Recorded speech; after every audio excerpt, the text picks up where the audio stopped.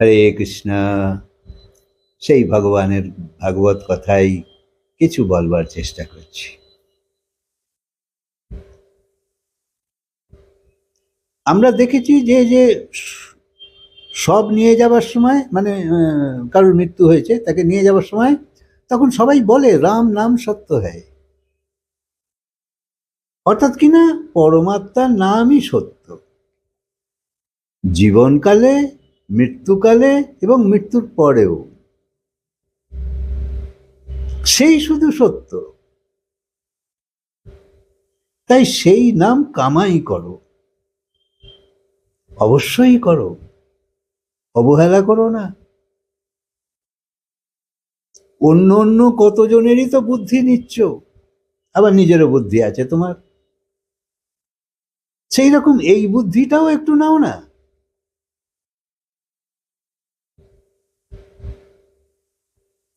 মানব জন্ম ভগবানের অনেক বড় কৃপা,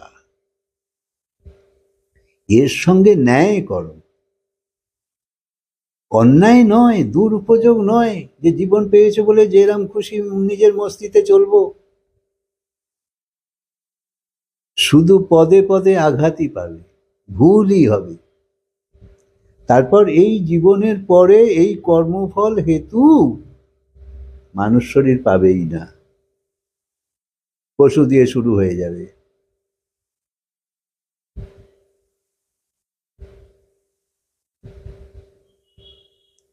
জীবনকালে তোমার মন শান্ত হয়ে যাক, প্রফুল্লিত হয়ে যাক, সদা প্রসন্ন থাকো, তবে তো মৃত্যুকালে তোমার কোনো ভয়ই হবে না। এখন তো সারা জীবন দুর্বিষহ জীবন কাটালে, আর মৃত্যুর সময় ভয়ে ভয়ে আছো।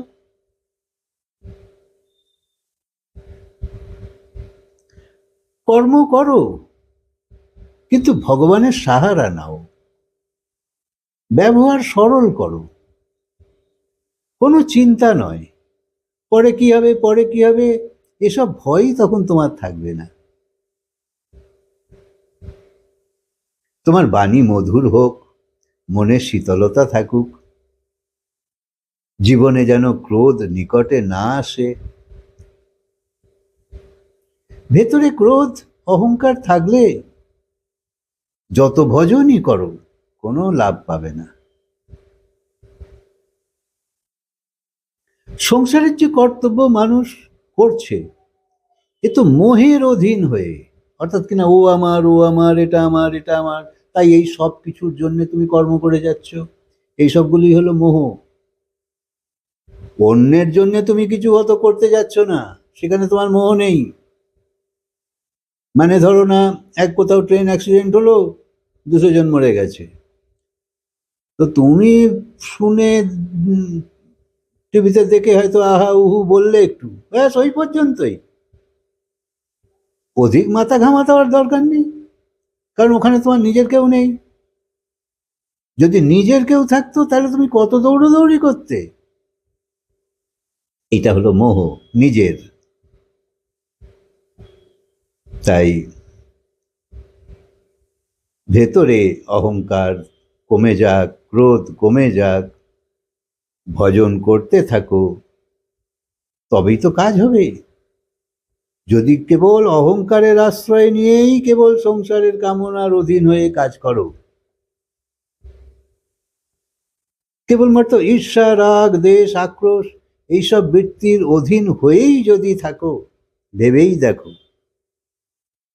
শান্তি তোমার থাকবে না আছে এখন? নেই। সদাই মাথায় কত চিন্তা চলছে, কত উদ্বিগ্নতা নিয়ে আছো।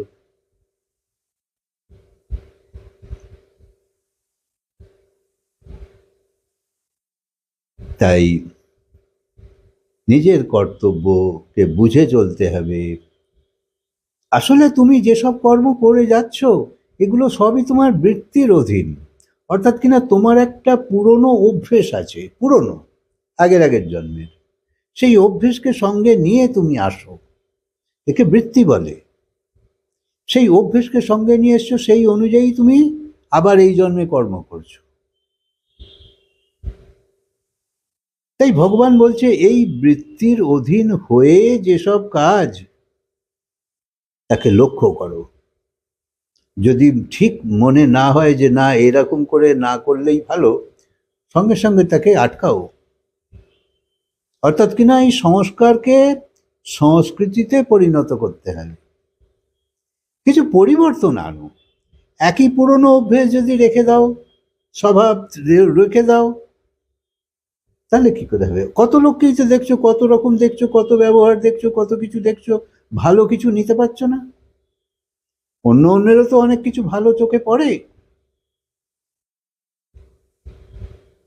তাই একমাত্র বাস্তবিকতাকে স্বীকার করো। আসল ধর্ম যে তোমার জীবনে আছে, তার জন্যে এই আসক্তি এবং কামনাকে ত্যাগ করো। আর কর্তব্যকে ঈশ্বরের ভাব নিয়ে পূরণ করো। কি করবে আর কি করবে না, ধর্মই তো সেই স্থিতি জানায়। না হলে তো এর দেখা দেখি বা তোমার অভ্যাস অনুযায়ী করবে, আর অন্যান্য লোকেরও যেমন ফল পাচ্ছে তুমিও সেরকম পাবে। সব দুঃখী।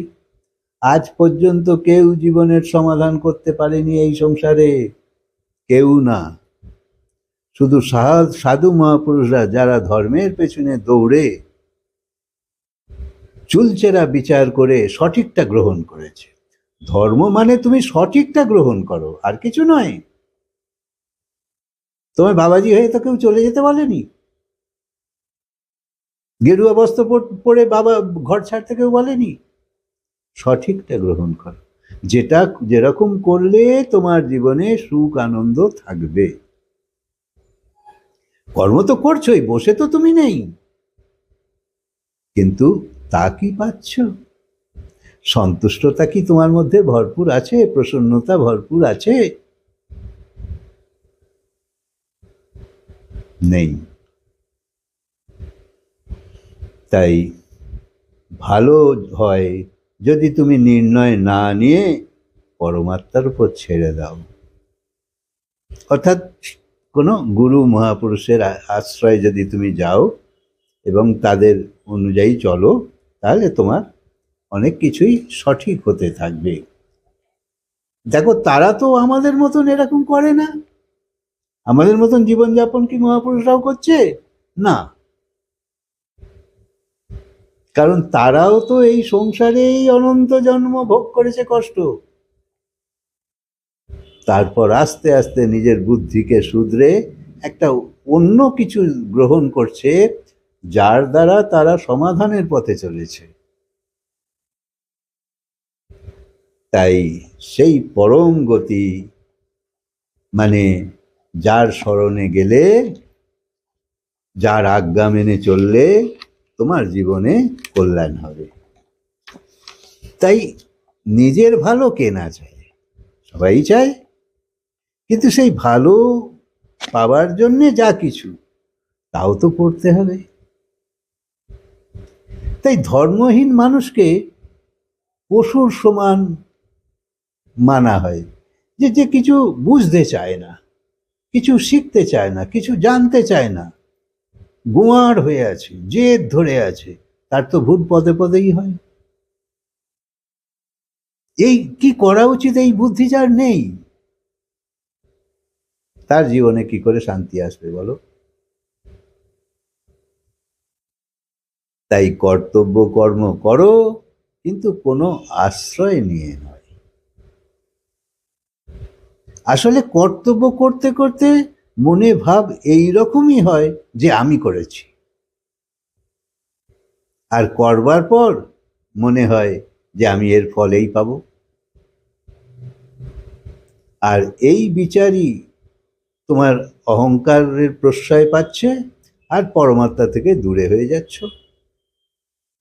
কারণ অহংকারই হলো ভগবানের পথে যাবার প্রধান বাধা। তাই নিজেই দূরে সরে যাচ্ছ, ভগবান কি করবে? ভগবান তো ভেতরে বসেই আছে, তুমি মুখ ঘোরাচ্ছ না, তাই বহির্মুখী হয়ে আছো, নিজের বুদ্ধির অহংকারের জন্যে। সংসার তোমার নয়, কখনো কারুর হয়নি। তুমি এসেছো, চলেও যাবে, কিছুই তোমার নয়। একটা নাটক চলছে। তাই তোমার যে অহংকারের ভাব, তোমার যে কামনার ভার, তোমার বাসনার ভার, এই তোমার যে আসক্তি চলছে, তাকে ত্যাগ করো। এই সবই তোমার জীবনকে আটকে রেখেছে, আর সেই পূর্ণ শান্তি, পূর্ণ আনন্দ পেতেই দিচ্ছে না। তাই সিধে কথা, যদি যেমন পাচ্ছ এইরম পেয়েই তুমি ভাবো যে চলবে, তাহলে নিজেকে বদলাতে হবে না। আর যদি মনে করো আমি পরম সুখ চাই, পরম আনন্দ চাই, পরম প্রসন্নতা চাই, তাহলে নিজের বুদ্ধি বিচারকে বদলাতেই হবে, না হলে নতুন পরিস্থিতি আসবে না। তাই যা তোমায় বেঁধে রেখেছে, যা তোমায় আটকে রেখেছে, আর কতদিন সেখানে বাধা থাকবে? তোমায় চিন্তায় রেখেছে, ভাবনায় রেখেছে, অশান্তিতে রেখেছে। এই সব ভারকে ঝেড়ে ফেলে দিতে হবে। এই চিন্তার ভার, উদ্বিগ্নতার ভার, কামনার ভার, এ তো ভার, বোঝা। ভগবান স্মরণে যখনই তুমি যেতে শুরু করবে, তোমার জীবনে সহজতা আসতে থাকবে, সরলতা আসতে থাকবে। সেসব তোমার প্রেরণা দেবে তোমাকে নতুন জীবন পাওয়ার।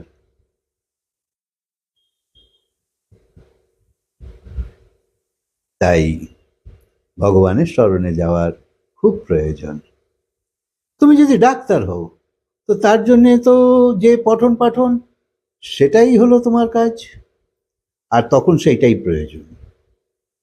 যখন যে কর্ম প্রয়োজন, তখন সেইটাই হলো, সেটা যদি তুমি করো ঠিক ঠিক, সেটাই সৎসঙ্গ। স্টুডেন্ট যদি সময় মতো না পড়াশোনা করে, তাহলে তো পরে কাঁদবে।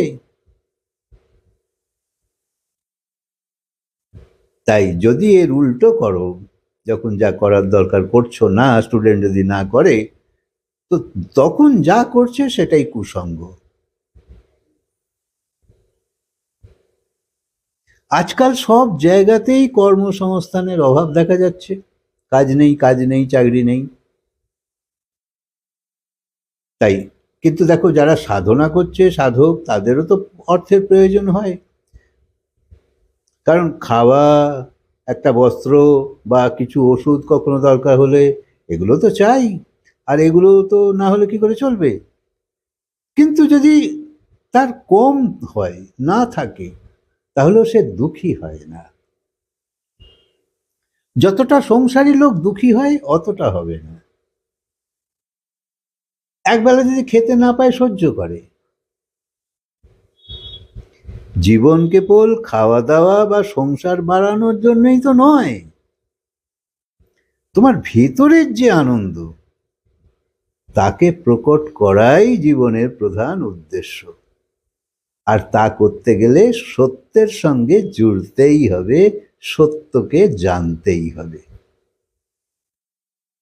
তোমার আনন্দ, তোমার খুশি, তোমার হর্ষ বিনোদ, এই সবই তো তোমার জীবনের লক্ষ্য। কিন্তু তুমি হাজার চেষ্টা করেও পাচ্ছ না। কেন? তুমি বিপরীত দিশায় আছো।